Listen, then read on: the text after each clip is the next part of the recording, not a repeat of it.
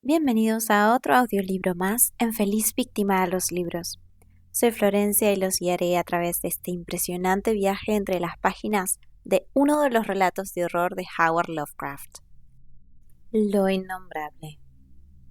Sentado sobre un ruinoso sepulcro del siglo XVII, en un crepúsculo otoñal, en el antiguo cementerio de Arkham, debatíamos acerca de lo innombrable.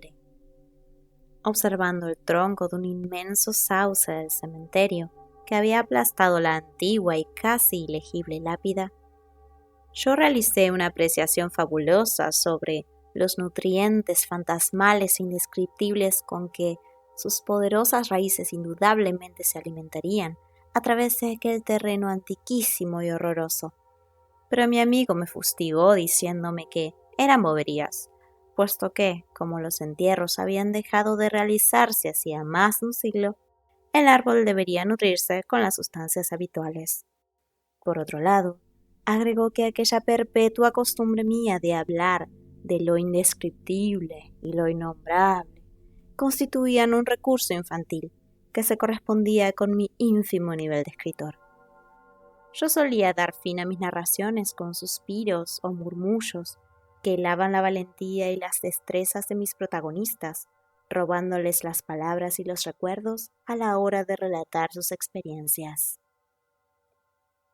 Sostuvo que, como percibimos todo con nuestros 5 sentidos o a partir de premisas religiosas, es absolutamente impensable referir un objeto o una imaginación absteniéndose de las firmes descripciones empíricas o las principales enseñanzas teológicas, especialmente las congregacionalistas, atendiendo las modificaciones que la tradición o Sir Arthur Conan Doyle pudieron aportar. Yo discutía con frecuencia con este amigo, Joel Manton. Nacido y formado en Boston, se desempeñaba como director en la East High School y compartía la inmunidad gozosa de Nueva Inglaterra para las sensaciones sutiles de la existencia. Su teoría era que la importante estética se cifra únicamente en las experiencias normales y objetivas, y que el deber fundamental del artista no es engendrar la sorpresa, la acción y el goce, sino sostener un interés placentero a través de precisas y minuciosas descripciones de lo real. Ciertamente confrontaba con mis regodeos en lo místico y enigmático, aunque creía en lo sobrenatural mucho más que yo, pero lo consideraba un tópico extraño para ser tratado en la literatura. Para intelectuales pragmáticos, racionales y coherentes, era inverosímil que una mente pudiera hallar mayor placer en evadirse de la rutina cotidiana a través de propuestas dramáticas, originales y desvinculadas con las imágenes codificadas habitual y agotadoramente por las formas redundantes de lo real.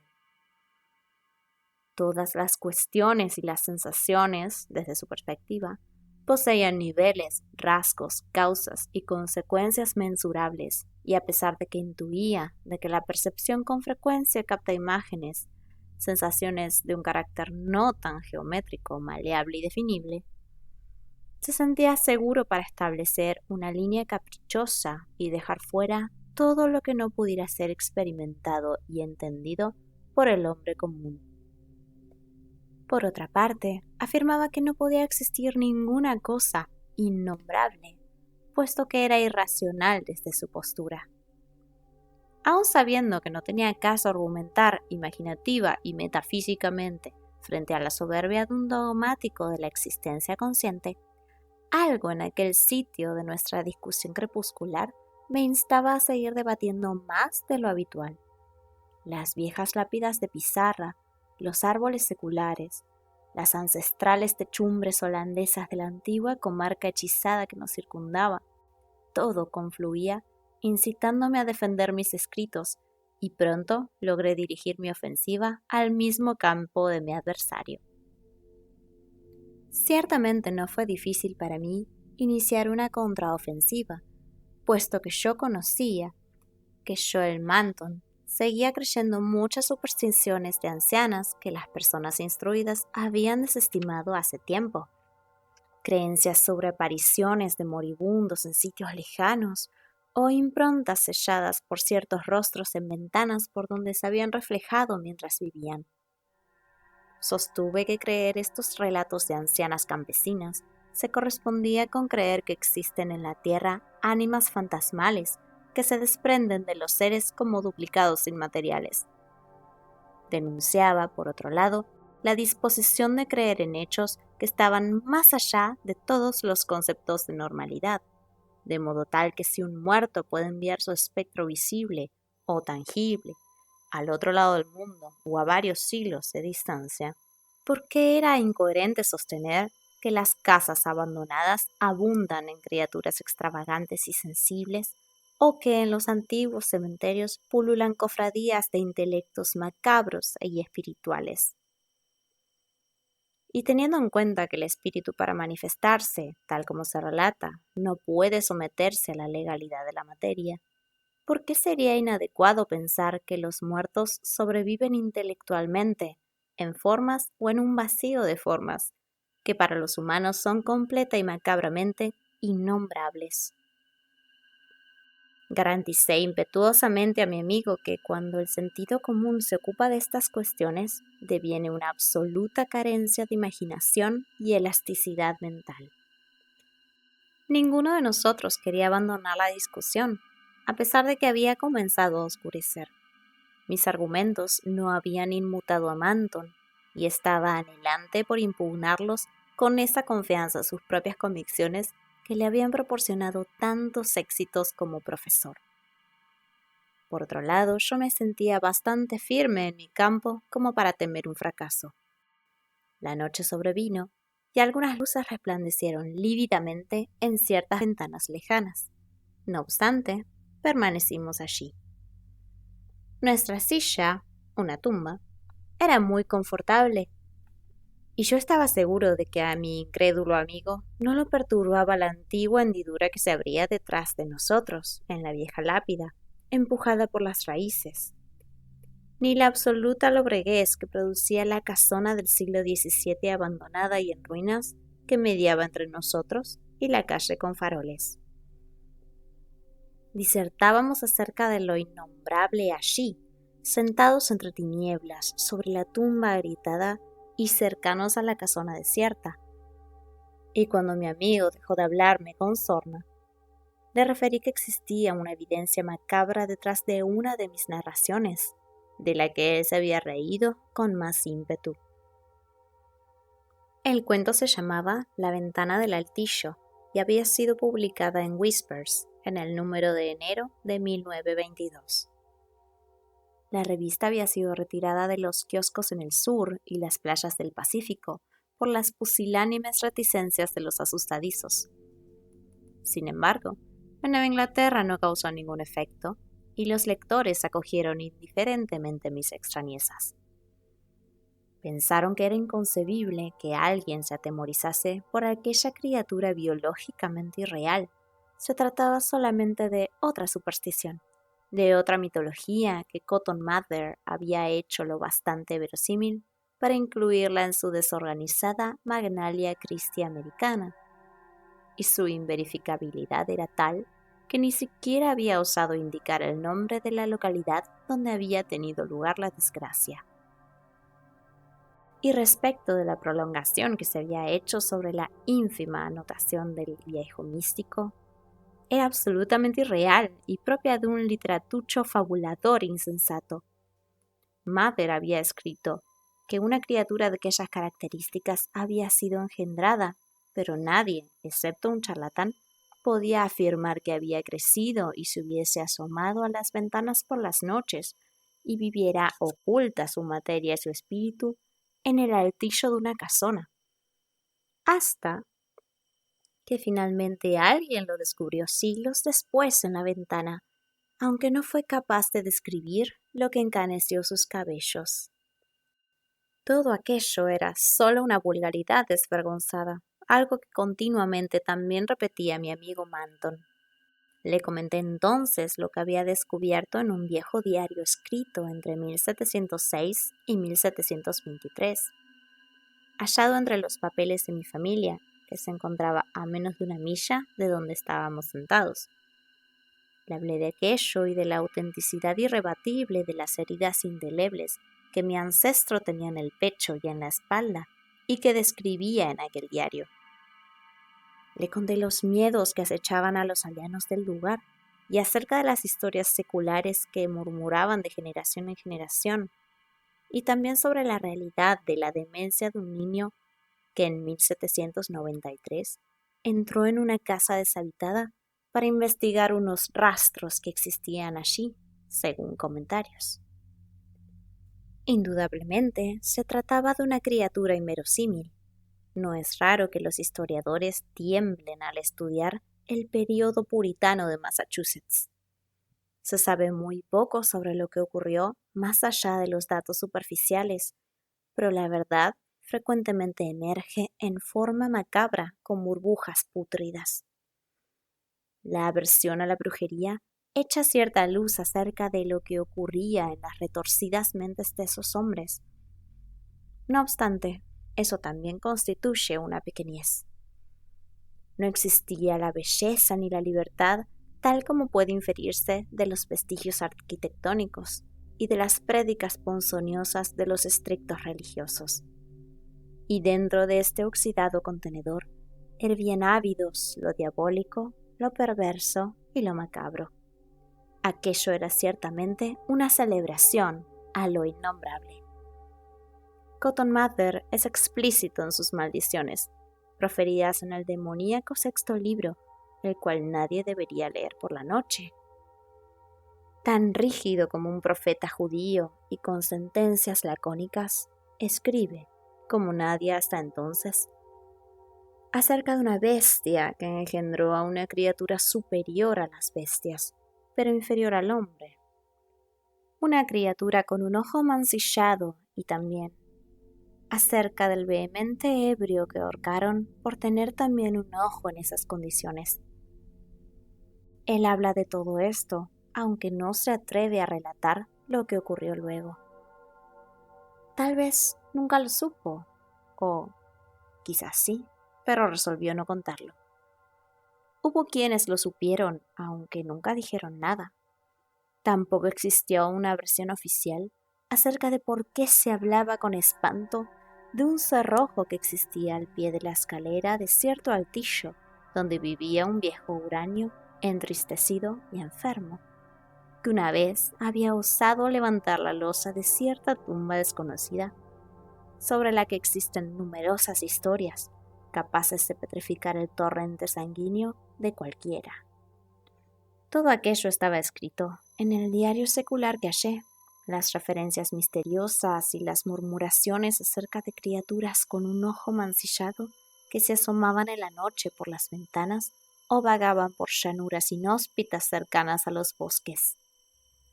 Mi ancestro pudo ver una criatura de esas características en un lóbrego camino que se prolongaba sobre un valle.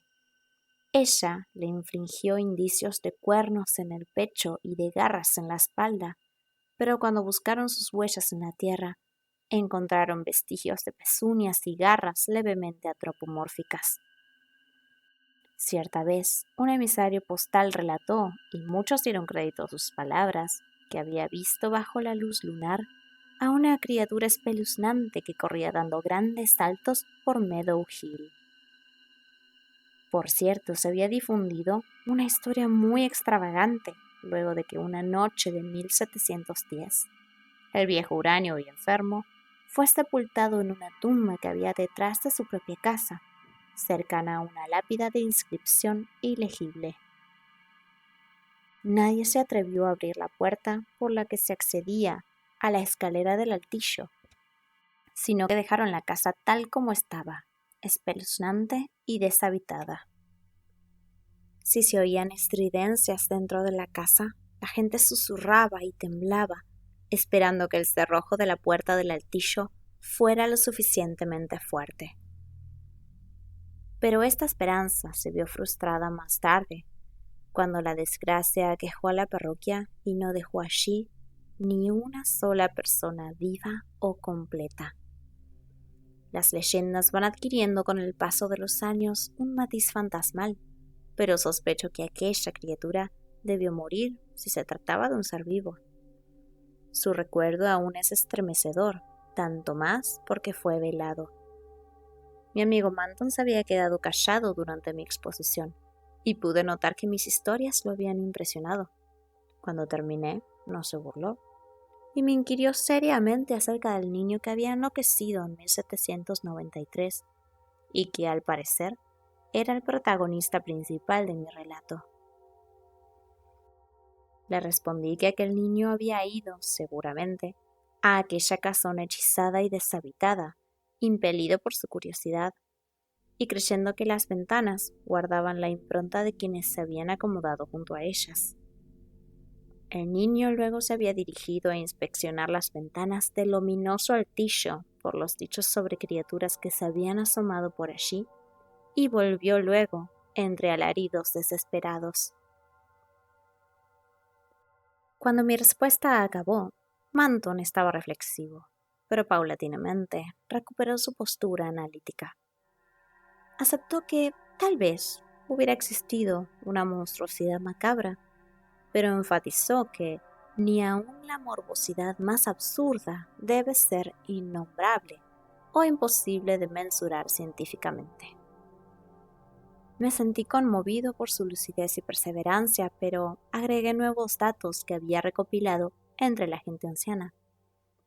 Se trataba, según le especifiqué, de historias legendarias fantasmales sobre espantosas apariciones, más horrendas que todas las deformidades orgánicas posibles. Apariciones de bestias inmensas, visibles o únicamente tangibles, que pululaban en las noches sin luna alrededor de la vieja casona por la tumba que hay detrás, donde junto a la lápida casi ilegible había crecido un árbol. Aquellas apariciones, más allá de que fuera verdadero que habían destrozado personas con cuernos o por asfixia, tal como describían ciertas tradiciones, habían ocasionado una horrenda sensación y todavía eran temidas por los ancianos del lugar, a pesar de que los jóvenes las habían desestimado. Quizás se disolverían si nadie pensaba más en ellas. Estéticamente, por otra parte, si las energías psicológicas de los seres humanos se proyectaban en grotescas caricaturas, ¿qué correlato real podía proyectar una viscosidad infame y deforme, como ese monstruo de espeluznante perversión, aquella afrenta perversa de la naturaleza? Si había sido engendrado por una mente de pesadillas híbridas, ¿no se constituiría ese horror nefasto de asquerosa realidad en lo profundo y pavorosamente innombrable? Indudablemente se había hecho demasiado tarde. Un murciélago extremadamente cauto me rozó en su aleteo, y sospecho que también a Manton, puesto que, aunque no podía verlo, noté que levantaba un brazo. Poco después me preguntó: ¿todavía existe y está desierta la casa de la ventana del altillo? Sí, respondí, yo mismo la vi. ¿Y hallaste alguna cosa en el altillo o en algún otro rincón? Solo unos huesos debajo del alero. Tal vez fue eso lo que vio el niño. Quizás, si era demasiado impresionable, no fue preciso ver nada en los vidrios para enloquecer. Si los huesos eran de aquella criatura, debió ser un monstruo frenético y perturbador, como me pareció que era una herejía dejar esos huesos a la intemperie. Los puse en una bolsa y los enterré en la tumba que hay detrás de la casona. Tenía una hendidura a través de la cual pude ponerlos en su interior. Ojalá hubieras visto el cráneo. Poseía unos cuernos de 4 pulgadas. Sin embargo, la faz y la mandíbula eran iguales a las tuyas o a las mías. Finalmente pude percibir que Manton, muy próximo a mí, sufría un verdadero temblor, pero su curiosidad no lo amilanó. ¿Y los vidrios de esas ventanas? No había ninguno. Una de las ventanas carecía completamente de marco. En las otras no pude hallar restos vidriosos dentro de sus oquedades romboidales. Se trataba de aquel tipo de ventanas de celosía que se dejaron de usar antes de 1700. Sospecho que habrán estado más de un siglo sin vidrios. Tal vez las rompió el niño si se acercó hasta ellas, pero la leyenda no lo cuenta. Manton reflexionaba. Quisiera ver la casona, Carter. ¿Dónde se encuentra? Tenga vidrios o no, quisiera darle un vistazo. Y también a la tumba donde colocaste los huesos y la lápida ilegible. Todo eso debe ser realmente ominoso. Lo estuviste viendo, hasta que oscureció. Poseído de un nerviosismo superior a mis expectativas, mi amigo se alejó de mí desesperado y profirió un alarido, con una suerte de desahogo que lo distendió, luego de este simple e inocente efecto teatral. Su alarido fue sorprendente, principalmente porque fue respondido, porque todavía se oía su eco, cuando escuché un chirrido en las tinieblas y comprendí que se estaba abriendo una ventana de celosía en aquella temible casona que teníamos cerca. Y como todos los demás marcos desaparecieron, supe que se trataba del temible marco de la ventana diabólica del altillo. Después percibimos una brisa pútrida y helada que provenía de la misma temible dirección, a la que siguió otro grito aterrador proferido a mi lado, y que emanaba de la tumba agrietada donde yacía una bestia y un hombre. Inmediatamente después fui empujado del tétrico asiento en que me hallaba por una fuerza fesánica de una criatura imperceptible, pero de inmenso tamaño, aunque de carácter indefinible. Todo mi cuerpo se derrumbó sobre la tierra mohosa y atiborrada de raigambres de aquel nefasto cementerio, mientras de la tumba emergía un nervioso rugido y un aleteo, incitando mi imaginación a poblar las tinieblas con huestes de criaturas deformes, similares a los condenados de Milton. Sobrevino un torbellino de viento helado y destructor, y luego un trepidar de piedras y ladrillos quebrándose. No obstante, me desmayé antes de comprender qué estaba ocurriendo. Manton es más petizo que yo, pero más fuerte, porque los dos recobramos casi simultáneamente el conocimiento, aunque sus heridas eran más importantes que las mías. Nuestros lechos estaban alineados y pronto supimos que estábamos en el hospital de Saint Mary. Las enfermeras nos circundaban y, acuciosas por despertar nuestra memoria, nos relataban el modo en que habíamos llegado a aquel lugar. Pronto supimos que un campesino nos había encontrado al mediodía en una llanura inhóspita, más allá de Meadow Hill, a una milla del antiguo cementerio, en un sitio donde se contaba que había existido un matadero en otra época. Manton tenía 2 cicatrices en el pecho y algunas escoriaciones y rasguños más leves en la espalda. Yo no tenía heridas profundas, pero todo mi cuerpo estaba lleno de golpes y lesiones extravagantes y hasta tenía una marca de pezuña. Evidentemente Manton sabía más cosas que yo, pero se negó a saciar la curiosidad de los médicos asombrados hasta que le dijeran la índole de nuestras heridas. Recién entonces dijo que habíamos sido víctimas de un toro enfurecido, aunque tuvo dificultades para describir e identificar al animal. En un murmullo le hice una pregunta estremecedora cuando los médicos y las enfermeras nos dejaron. «Demonios, Manton, ¿qué ocurrió? Esas cicatrices, ¿fue eso?» Yo me encontraba demasiado estupefacto para solazarme con su tímida respuesta, que ya casi esperaba. No fue eso ni nada parecido. Era omnipresente, algo viscoso y amorfo, pero tenía formas, multitud de formas inenarrables que no es posible de recordar.